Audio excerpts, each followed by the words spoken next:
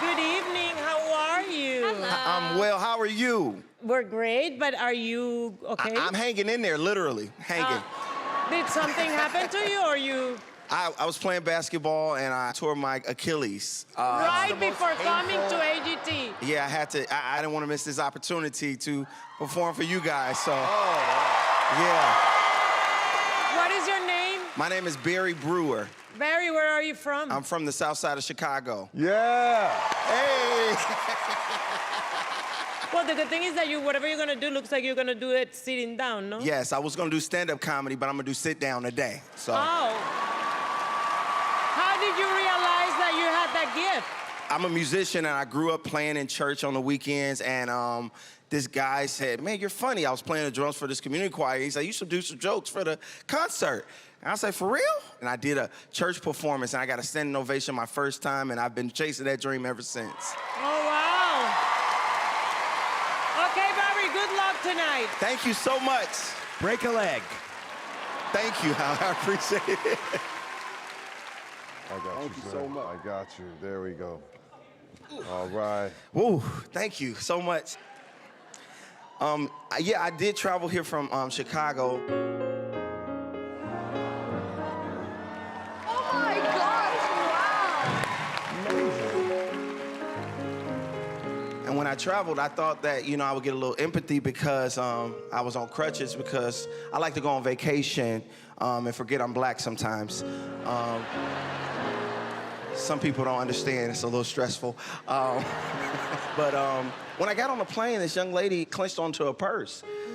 You know how you have to stand in first class and wait to get to coach? And she clenched onto her purse like I was gonna take it, and I was offended for two reasons. First reason is I can still take it. You're not that strong, you know what I mean? Like, you ain't been in the gym like that. Your little strength ain't gonna stop my yank if I was a thief. And then second reason, where I'm gonna go? I have crutches. You think I'm gonna steal your purse and go sit in 32C? I just think everybody should love everybody, right? Like, I just really believe in that.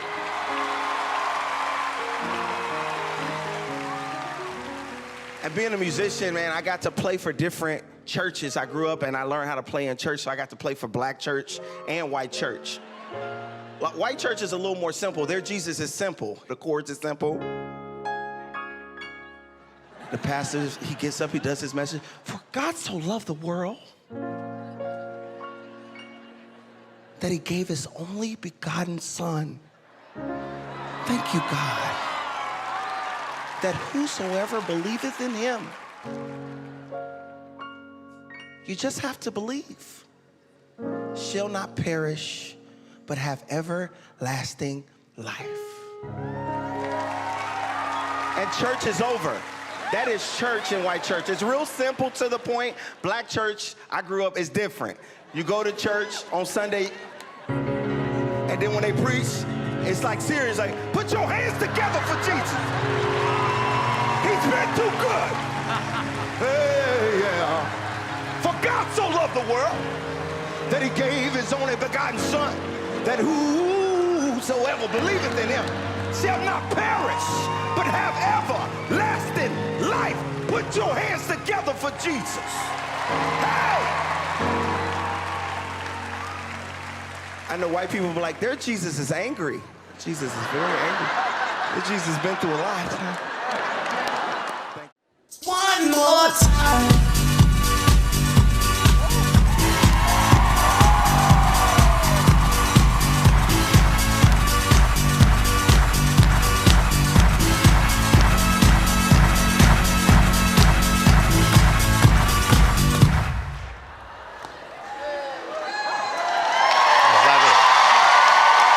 I thought he was going to do stand-up comedy.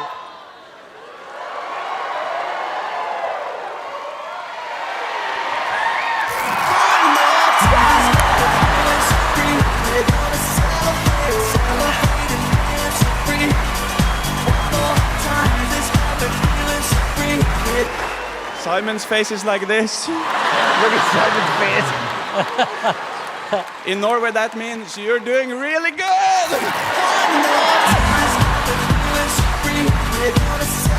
Is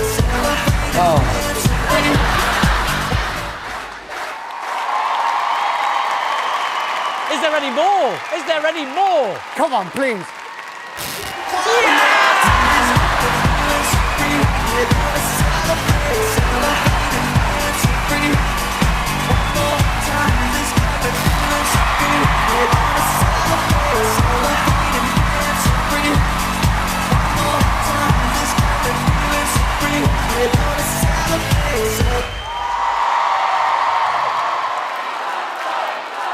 Honestly?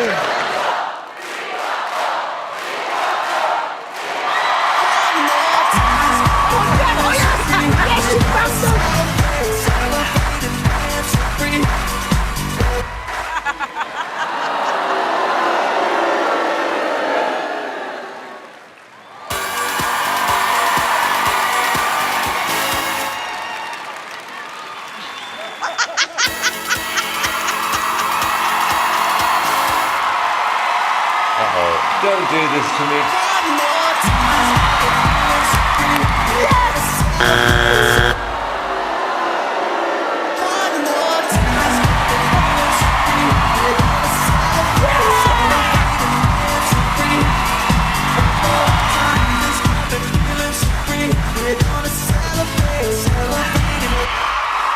Right. Okay. Any more? You want more? No. No. I love this song so much.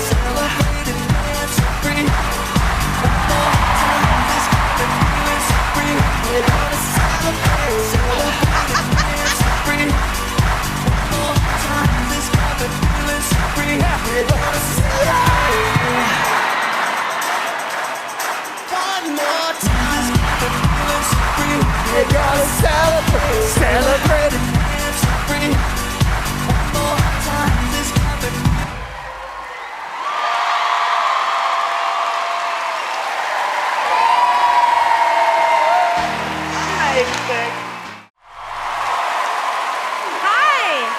Welcome to America's Got Talent.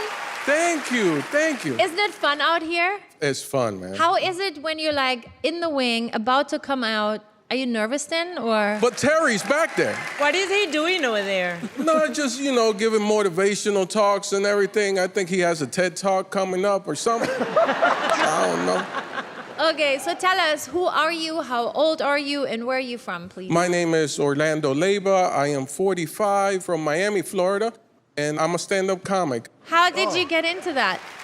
It's my wife. It was my birthday, and she gave me a gift to the school that teaches you improv acting. Mm-hmm. And then the improv teacher says, you're not good at improv. You should try stand-up. And now you're here on the biggest stage in the world. What a journey, man. Take it away. Thank you. Thank you, guys. Thank you. I like his vibe. Thank you, thank you. I'm happy to be here. My name is Orlando. I'm married, 15 years. You could hear it in my voice. There's a little essence of defeat every time I open my mouth. You hear it like every good husband. Listen, woman, you want to get gelato after this? Is that possible? She's a good woman. She got me into that show, Yellowstone. I love that show. Yeah, it's a great show, but I feel like less of a man every time that I watch. Should I buy a truck? I feel like I should buy a truck. For those that don't know, Yellowstone is a TV show about a cattle ranch ran by the bodyguard himself, Kevin Costner. Yeah, a man, right? Mm-hmm. The writing is great, the acting is excellent, but the visuals of Yellowstone are amazing. Yellowstone, the park looks amazing. So imagine my excitement when my buddy Eric invited me to his wedding. Where? In Yellowstone. Are you coming? Oh, I'm there. I've been watching the show. The second I landed, guys, I got it. This place was so beautiful, so majestic. I understood Kevin Costner. Shoot, I became Kevin Costner. By the third day, I was telling people to get off my land. Get off my land! Sure, it was in the hotel courtyard, but that's the way that I felt. I couldn't stop saying, go on, get. You go on, get. You go on, get from that cucumber water, sir. You've had enough of our minerals. Thank you. I drove out into the park. I'm a city guy, man, and I was out there in nature, unsupervised. I saw elks, the real ones with the coat racks. I saw elks. I saw bears doing bear stuff. They waved at me. One got a little bit too close. I said, "You go on, get, Yogi." I told him. Here's a big one. I saw bisons. Those are real. I thought bisons were made up like unicorns, but there he was, a bison in the middle of the road looking like a bougie cow. Moo. I see you, bougie cow. I see you. I kept driving because they told me to go see Old Faithful. Old Faithful, for those that don't know, is a thermal geyser that shoots water and steam out into the sky from the middle of the earth. Allegedly, I hadn't seen it yet. When I got there, they call it Old Faithful because Old Faithful always goes off right on time, plus or minus 10 minutes. I read the sign, and Old Faithful did not let us down. It went off right on time, plus 10 minutes. It reminded me of me in my 20s. I was like, I remember when I could do that. Yeah, I can't do that anymore. I can't. I'm more like old dependable. Or old maybe later, plus or minus 10 days. It all depends how my tummy feels. My name's Orlando Leyba. Thank you so much, guys.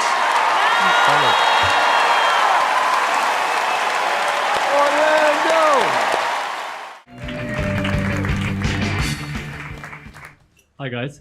My name's Fred, and I'm going to start with an apology actually, because every time I get near a microphone, my voice gets even posher than it already is. I'm looking around, I can feel the plum in my throat just ripening at the sight of all of you. It's weird, I've been thinking about it a lot recently, and when you grow up privileged and posh, your parents do everything they can to keep that privilege hidden, right? So your education is private, your banking is private, your healthcare is private, but then at the end of all of this, they're also like, oh, and here is your incredibly private accent. That'll help you stay completely under the radar.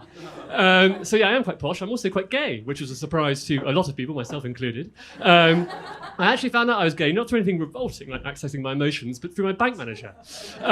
Because when you're posh, as I said, you get given a private bank account by the king, and these banks are staffed exclusively by middle-aged white men called Jerry. And Jerry rang me one very hungover Sunday morning, many, many moons ago, and he said, "Hello, Freddie." And I said, "Hello, Jerry." And he goes, "Look, a bit of a sticky wicket. We've actually found fraud on your card last night, and we'd like to go through your transactions to find out when the fraud started and when your transactions ended." And I said, "That's a great idea, Jerry." And he goes, "Excellent. At 8:30 p.m, you spent £24 in gay." And I thought to myself, that's not how you pronounce it, Jerry. You then spent £26 with the Admiral Duncan, possibly a client of the bank, before withdrawing £2,000 in Lagos, and then spending a further tenner renewing your subscription to some kind of foreign field sports website called Czech Hunter. And I thought to myself, fucking hell, Fred. Firstly, you've got to stop these midnight trips to Nigeria because they are wild. But secondly, I think you might be gay. But the great thing is about being posh and gay is one can go abroad to do it. Just pop along to Southern Europe, where everyone's pretty gay anyway, be as gay as you like. And that's exactly what I did. I went to live in Paris after uni, which, as we know, is very Southern Europe. And I had sex with a guy for the first time, and it was great. But all I could think about, weirdly, was school. Not because back then I'd yearned for it, although obviously I kind of had. I remember reading Down and Out in Paris and London thinking it was a manual.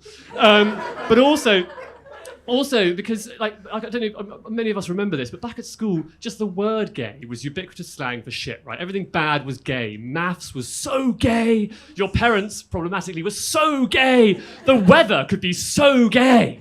Wind forward to Paris, and there's a guy's dick in my arse, and all I can think is, oh, this is pretty fucking gay. I mean, I wonder what the gay weather's take on this is, because it's pretty outrageous. But I should have known, really. I first went to boarding school when I was 7, and when I got there, I opted to play the bagpipes.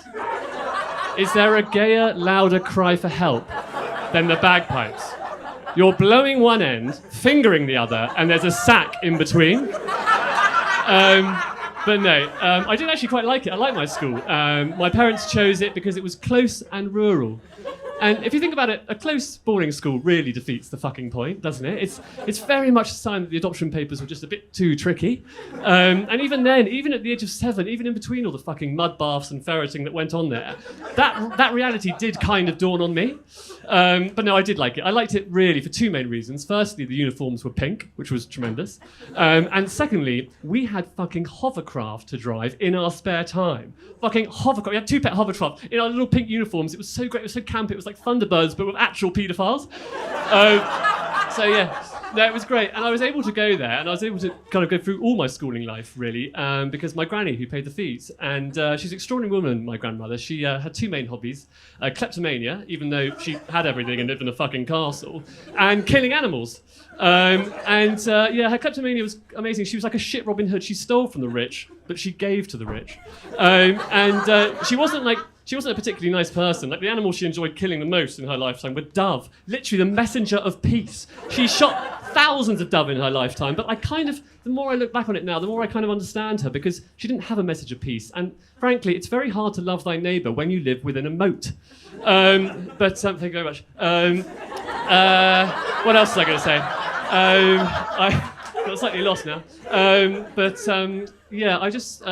had one other thought to finish off with, guys, was that the other day my boyfriend and I were repainting our flat, and repainting one room in the flat, and anyway, we were painting away, and it was a bit boring, and it was a bit of sexy time, and then it finished, and all I can remember thinking was to myself, thanks to all of my schooling life, I thought to myself, God, that's the second time I've come on Farrow and Ball. Anyway, that's it. Thanks very much. Thank you. Thank you for having me. Who are you and where are you from? My name is Mauren Langan. I live in Manhattan, but I grew up in Lake Hiawatha, New Jersey, where there is no lake. So what is your talent? What will you be doing for us today? I am a stand-up comedian. What got you into comedy? Well, I say a gift from God, but really, it's you. You grow up in a big Irish Catholic family with 5 siblings. You're always taking the crap out of each other, and it's just part of a natural wit, I think. You'll see. Okay, the stage is yours. Have fun. Thank you. And hopefully we have some fun with you.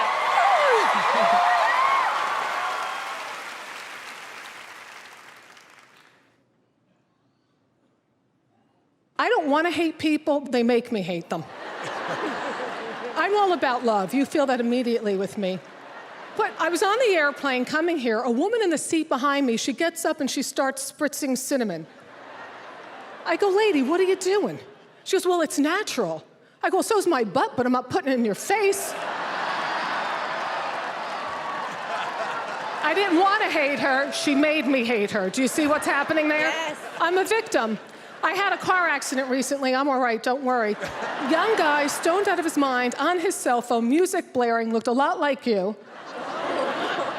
Gets out of his car, with the man bun.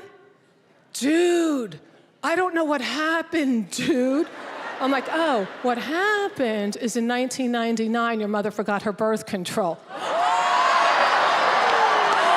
That's what happened, dude. Well, wait a minute. I didn't want to say that. He made me say it. I was a victim. I was victimized. Okay, but truth be told, I am at that age post-period, pre-death. That's my age range. Here it is. I don't want to be a cougar. Absolutely not. I don't need some young hot guy named Chad touching my belly fat going, ooh, what's this? What's this? This is rage. Rage, covered by affordable treats and wine from Trader Joe's. That's what this is. We got going here, baby. Yeah. Yes. Yes.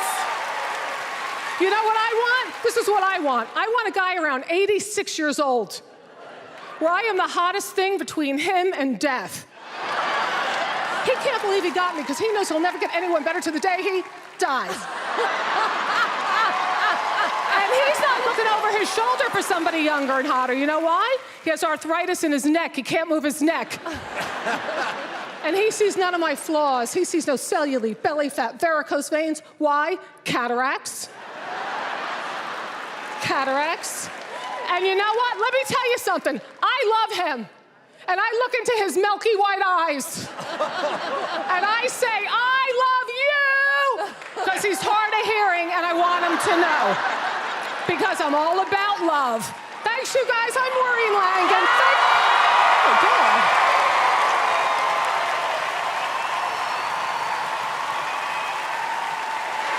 you.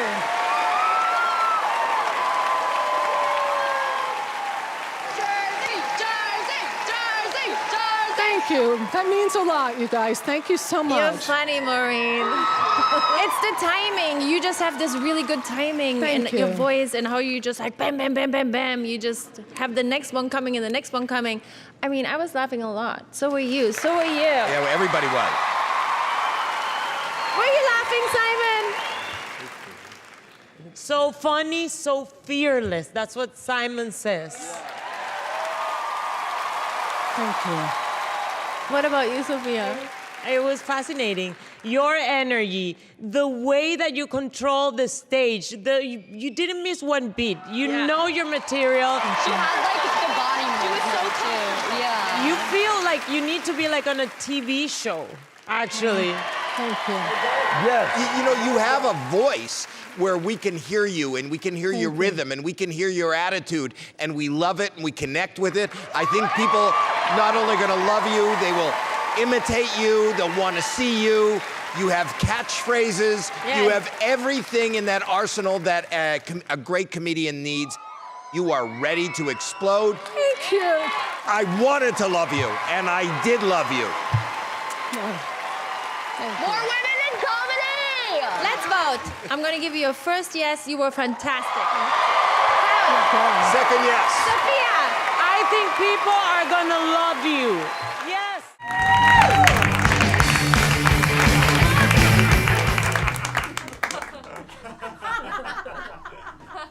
Are you here for swimming? Yeah. Okay. Rule number 1, when you are swimming, no diving.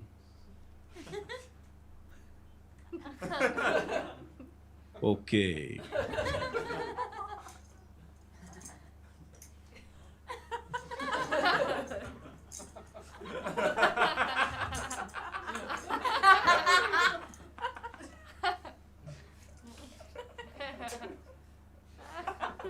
First time swimming? Yes, we. Me too. As you may be able to tell, I am not from London. I am from France. With a French comedian earlier. Where are you from? Toulouse. Toulouse. I am from Milton Keynes. Very close, very close. Yes, I am a swimming instructor. Hopefully, I will answer your questions about swimming. Perhaps I can ask you some as well. For example, why is the pool always blue? Another question I can ask is, why can't we breathe underwater? Another question I might ask is, why isn't aqua aerobics called swimnastics? Something to think about there. T'appelles tu, your name? Dando. What? Dando. Yeah. Dando, they say, don't meet your heroes. Oh well. Yes, as I said, I am from France, and in France, we say la swimming pool is la piscine, oui? La swimming pool, la piscine. Rule number 2, there will be no piss in my pool. Okay. T'appelles tu, your name? Ben. Ben, what? How do you call this? A noodle. A what? A what? A noodle? A noodle for Swimming. for swimming. Okay. Okay. Sometimes that is funny. J'adore, Ben, j'adore. When we are swimming, there are many different types of swimming. Ben, perhaps you can help me. I will show you and you can tell me what they are. Yes, we? Okay, the first type of swimming is... do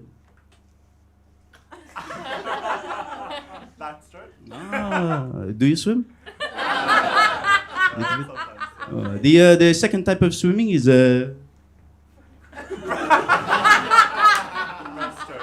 It's front roll, Ben. It's unlucky.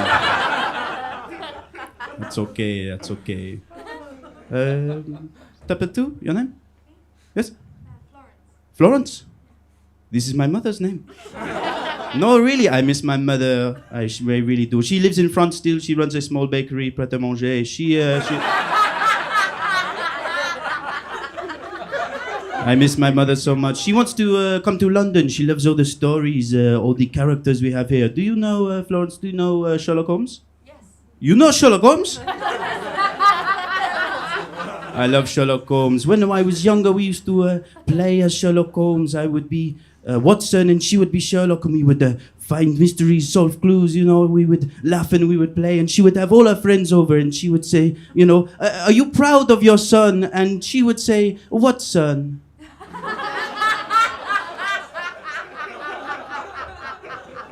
Okay.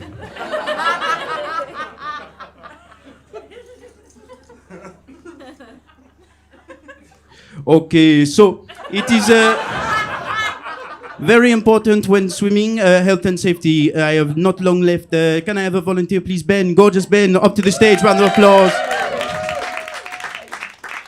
So what do you need when you swim? What? What? Do you swim? J'adore goggle, j'adore. Please, if you may, Ben. Thank you very much. And for time reasons as well, the hat. Ben, don't fuck this up for me. Parfait, parfait. Rule number 3, when you are swimming, be cool in the pool. For me, I do not wear these things because, as you can see, he looks like a dick. Thank you very much, Ben. I've been Max Devine. Thank you. Hello. Hello. What's your name, please? My name is Markus Birdman. And where are you from, Marcus? I'm from Essex. How old are you, Marcus? I'm 52. Okay, what do you do? Used to be in a band. From that, my bandmate suggested maybe I should try comedy. Tell me, what's the worst gig you've ever done? The worst gig I've ever done. I went all the way to Plymouth and was wearing leather-soled shoes, ran onto stage. It was very wet. I slipped straight over into the front, landed with my face in the front row and never really recovered. Do you think someone would find that funny? Okay. And do you think you can win? I'd like to think so, yes. Okay, Marcus. Well, good luck. Thank you very much. Thank you. He's a brave man for rocking denim on denim, though.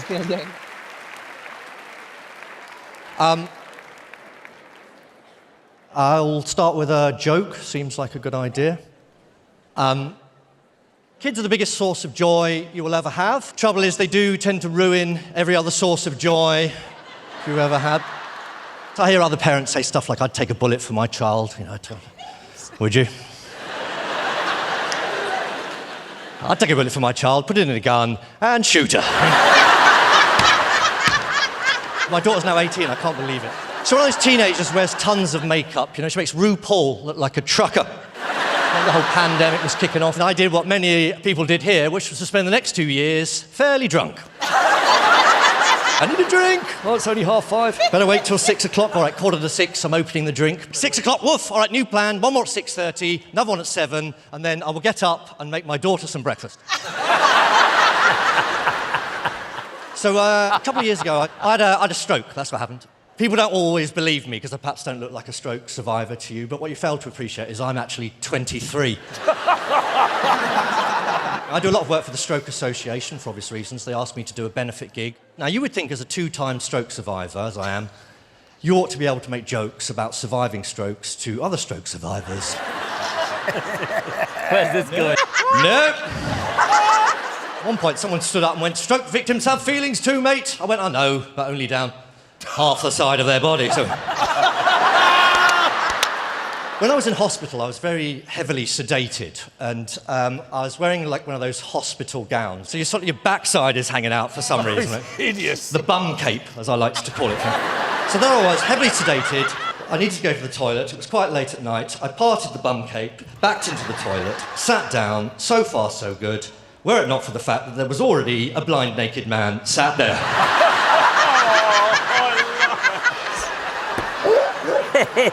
Now, I don't know if you've ever sat naked on another naked man. No, never. What you might expect is the person you just sat on to go, get off!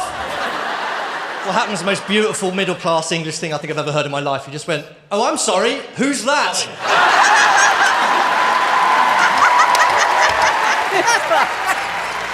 Thank you very much, thank you. Thank you.